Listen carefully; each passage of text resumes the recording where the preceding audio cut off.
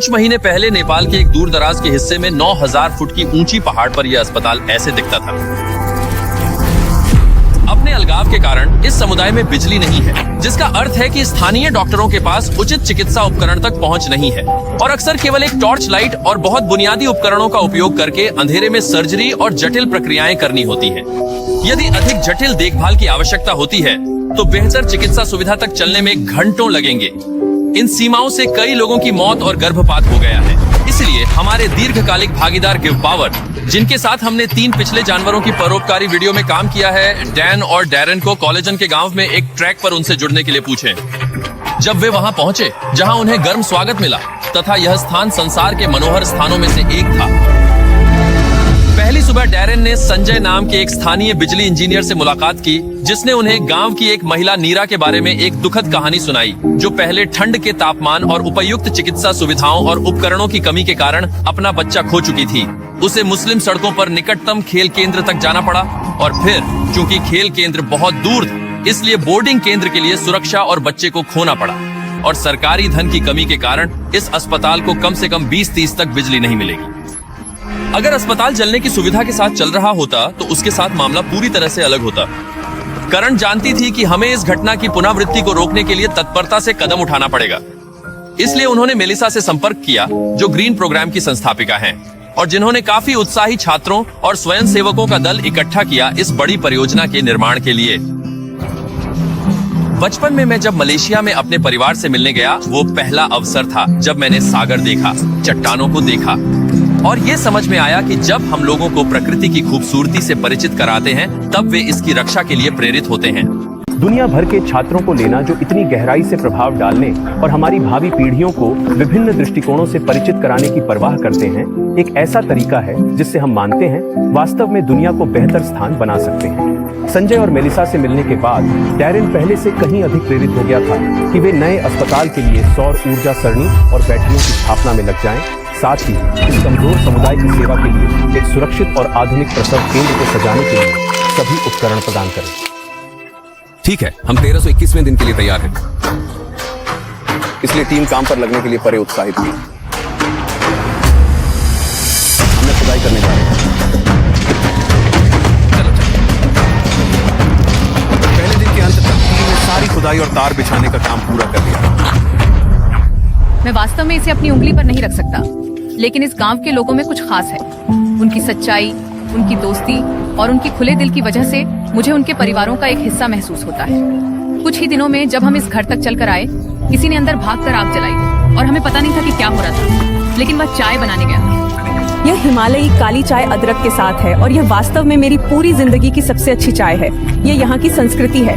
ये लोग बहुत ही दयालु और स्वागत करने वाले होते हैं और जहाँ भी आप जाते हैं वे हमारी देखभाल करना चाहते हैं। उन्होंने सचमुच अपने घर खोल दिए हैं और हमें उनके घर में एक कमरा दिया है ताकि डैन और मैं आरामदायक स्थान पर रह सकें। लेकिन निर्माण कार्य शुरू होने के थोड़ी देर बाद ही डैन बीमार महसूस करने लगे।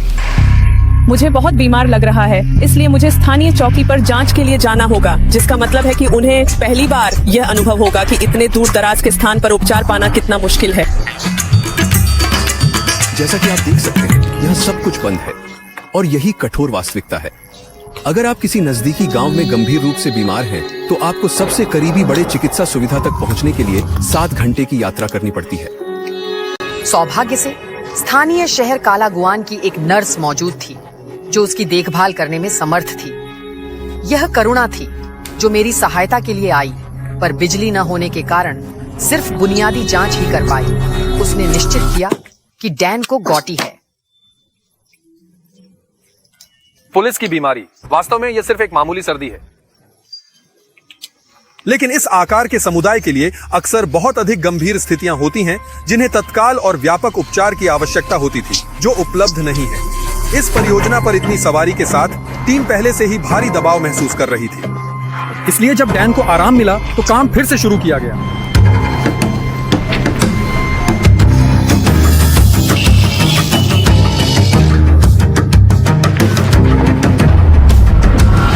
अब जब सहायक संरचना का निर्माण हो गया है, हम सौर पैनल स्थापित करना शुरू कर सकते हैं। टीम की मेहनत की वजह से हम अनुसूची से आगे थे, इसलिए डैरेन ने संजय को बेहतर जानने का निश्चय किया।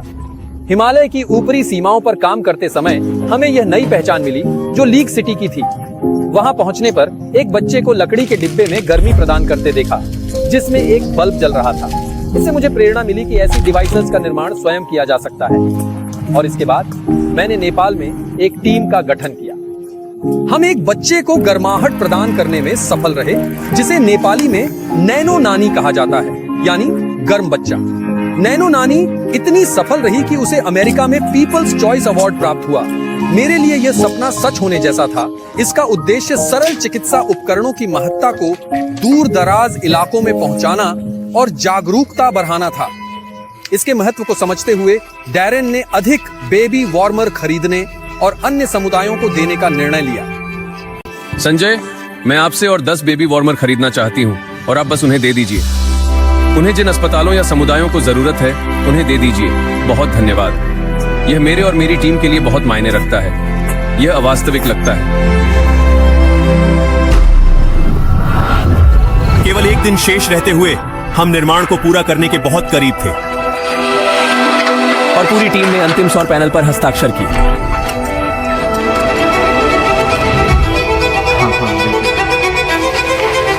और डैरेन को अंतिम बोल्ट कसने का सम्मान मिला। हमने मिलकर एक टूटी इमारत जिसमें बिजली नहीं थी, उसे एक पूर्ण कार्यात्मक अस्पताल में बदल दिया, जो इस समुदाय के 16,000 से अधिक लोगों की सेवा करेगा। मुझे इस बात का बहुत आभार है कि हम यहाँ आकर उन्हें एक ऐसा उपहार दे सकते हैं जिससे पीढ़ियों तक इन लोगों को महत्वपूर्ण फर्क पड़ेगा। अभी संध्या का समय नजदीक है और समुदाय को सरप्राइज करने का समय लगभग आ गया है और मैं पूरे गांव के लोगों को अस्पताल में आते हुए और पहली बार लाइट जलते हुए देखने के लिए इंतजार नहीं कर सकती। तैयार हो?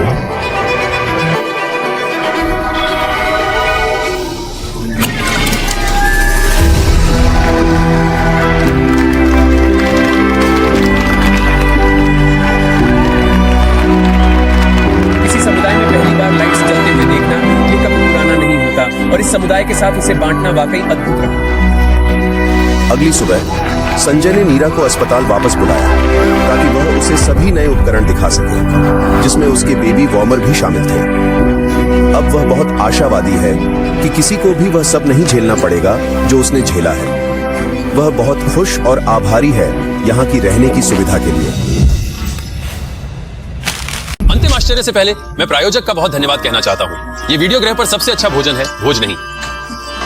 केलॉग इस समय के लिए है क्योंकि वे लोगों की मदद करने में हमारी मदद कर रहे हैं। आज से 31 जून 2024 तक केलॉग माइक्राफ्ट के साथ मिलकर आपको इस ऊंट टोपी, एक्सोलोटल टोपी और खेल में उपयोग करने के लिए एक चेरी ब्लॉसम ड्रेस जैसे मुफ्त विशेष चरित्र निर्माता आइटम देने के लिए काम कर रहा है।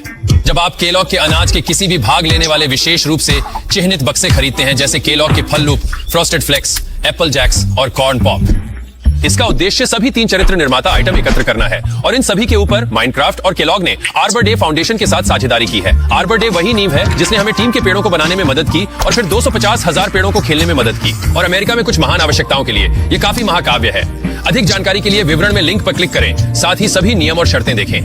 ठीक है भोज, मुझे आपको धोखा देने के लिए क्षमा करें, लेकिन मुझे दूसरों की मदद करने के लिए जो करना है वह करना चाहिए। इस वीडियो को प्रायोजित करने के लिए केलर का धन्यवाद और चलो इसे वापस जाते हैं। संजय से बात करते समय हमने पाया कि वह नेपाली हैं, लेकिन वह कभी एवरेस्ट नहीं गए हैं और इस विशाल पहाड़ को देखना हमेशा उनका सपना रहा है। इसलिए आखिरी सुबह हमने उसे जीवन में एक बार आश्चर्यचकित करने का फैसला किया। हम एवरेस्ट के इतने करीब हैं, ये समझ में आया कि हम इसे देखने जाते हैं। हम संजय को एवरेस्ट पर उच्चतम बिंदु पर ले गए जहां एक हेलीकॉप्टर पहुंच सकता है। हवा इतनी पतली थी। डैन और संजय को केवल 2 मिनट बिताने की अनुमति दी गई थी, या उन्हें ऑक्सीजन की कमी से हाइपोक्सिया हो सकता है। डैरेन और मैं उच्चतम बिंदु पर हैं जो हम एक साथ रहे हैं। मुझे विश्वास नहीं हो रहा है कि ऐसा हो रहा है। एवरेस्ट को देखकर संजय को भावुक से घुटने टेक दिया गया। ये बहुत अभावुक है। सपना देखो कि मैं यहाँ आऊंगा। फिर से मैं सिर्फ अपने भागीदारों को धन्यवाद देना चाहता हूं जिन्होंने इस परियोजना को संभव बनाने के लिए पावर और ग्रीन प्रोग्राम को दिया।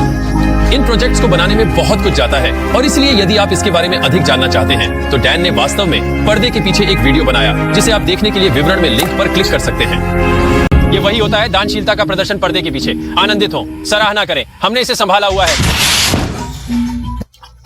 अक्सर देखा गया है आप वीडियो के अंत में पलायन कर जाते हैं। इस बार जब मैं मंच संभालूंगा एक बिल्ली का फुटेज चालू होगा। इससे आप बातें सुनेंगे जब मैं बोलूंगा कि विज्ञापनों से होने वाली समस्त आय और सामान्य कमाई शांति के कार्यों में जाती है। ऐसा होना चाहिए। इस प्रकार इस वीडियो को देखकर आप हमारे सहायता कार्यों में योगदान करते हैं। कृपया अधिक वीडियो देखें और सब्सक्राइब करें, अन्यथा यह माना जाएगा कि आप मदद कार्यों से परहेज करते हैं।